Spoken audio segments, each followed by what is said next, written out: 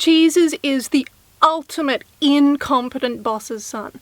His dad spends 3.8 billion years, or, 6 days, building the company up from scratch, and then Jesus comes along to basically just lord it over everyone.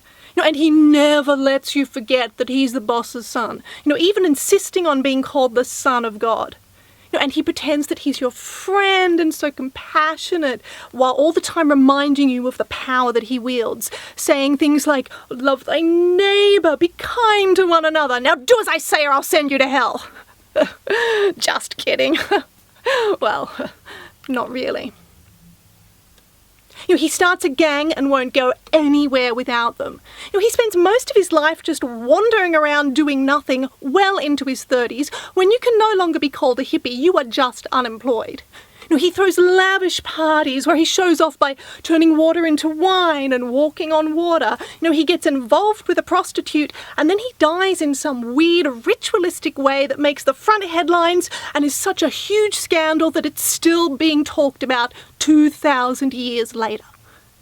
And after all of this, the only thing that he seems to have done for the company is to introduce the concept of going to hell if you don't do what he wants, which seems like an insane overreaction to employee mistakes.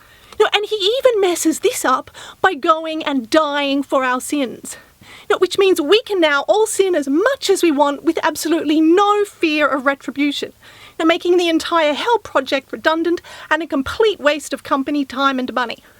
And he doesn't even stick around to help clean up this mess.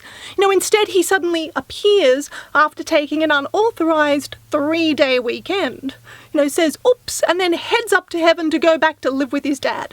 No wonder God decided to add in the bunny that farts chocolate eggs, because Jesus, what a loser. I'm just the son of a carpenter, and I don't want anything from ya, except for your eternal